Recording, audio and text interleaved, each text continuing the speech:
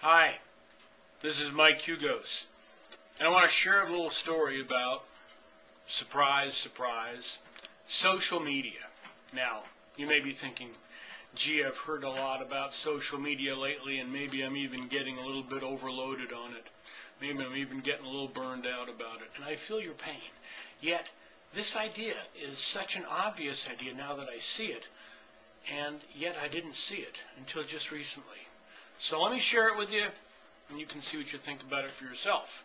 So here's what happened. I'm sitting in traffic the other day, and I look up, and in front of me there's a delivery van. And on the back door of the delivery van there's an advertisement for the company.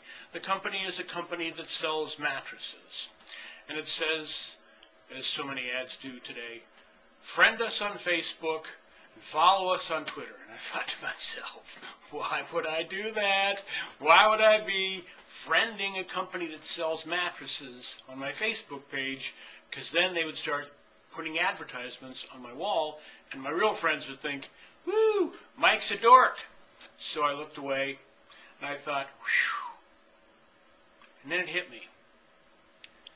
And I realized it was just one small shift. All of a sudden, this idea goes from goofy to great.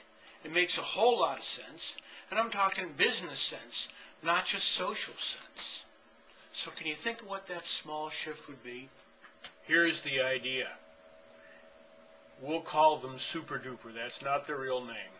But Super Duper doesn't need me as a person to be their friend.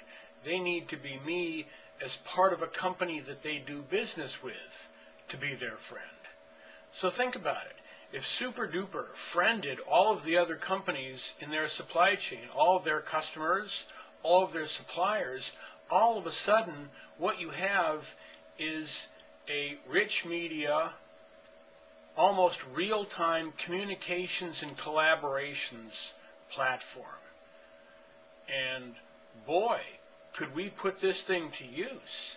All of these companies could be communicating with each other, informing each other of upcoming ad campaigns, upcoming specials, telling each other about their products. These are all things that right now we handle with email and spreadsheets. So it would get a whole lot more communicative and a whole lot more collaborative. Now let's take this further. Okay, so I'm the IT guy. They said, hey, Mike, we want you to link up all of our internal systems with Facebook. And I'm thinking to myself, yeah, right. I have some problems about systems integration and data security. Well, here's what I would do. First thing is, remember, social media apps have well-defined APIs. This isn't as crazy as it might look at first. And now, because of well-defined APIs, I can do a good job of services-oriented architecture, integrating these apps with my internal systems. As things continue to progress, yes, I do need to implement appropriate data security. But remember, don't get crazy with data security. All data is not created equal. As a matter of fact, unless it's the launch codes to the missile fleet or the password to my bank account, is it really that important? Think about it. Most data becomes very quickly dated in a week. Or, hey, it's not even that important, or it doesn't mean anything to people unless they understand all of the context that it's being communicated in. So don't obsess over that. Keep going. Now, all of a sudden, look, I have used those well-defined APIs, services-oriented architecture, linked all of these social media apps and software as a service and consumer IT into my legacy systems, and I've put appropriate data security in place, and all of a sudden I've got this whole new communications layer wrapped around my company. I am good to go. I am agile. We can support the company wherever the heck it's going to go. Now IT is a big part of making it happen. Want to launch a new venture? I will put together systems made out of, let's say, Skype and Skype video, and then YouTube and Facebook, and maybe some Google apps and Twitter. And we will address the opportunity quickly. We won't spend a lot of money. And if it pans out, we'll be able to scale. What do you think?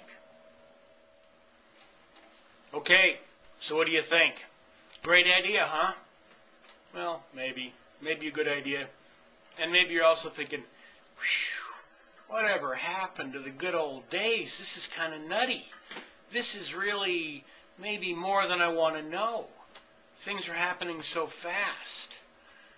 And maybe I'll study it a little bit longer. And that's maybe a good idea. But at the same time, consider this. Human nature is something that doesn't change in spite of the fact that our technology is changing with dizzying speed. And about 100 years ago, Mark Twain made the remark, he said, "I'm all for progress. It's change I don't like." So when you think about it, what we've got here is a pace of change that we IT folks need to do our best to help our companies keep up with. And it's hard to figure out where it's going. It's hard to figure what's going to happen next. So for all those reasons, it might make a whole lot of sense to use all this social media and consumer IT as the outer layer between our companies and the rest of the world. It's what you could call, what a biologist would call, the differentially permeable membrane between the organism and its environment. In other words, it is a layer, a communications layer, that allows us to sense what's going on. It filters and lets in the kind of information that will help us do our business. It doesn't just overwhelm us, because we route it through systems, we filter it, we make sense of it, but it's very flexible.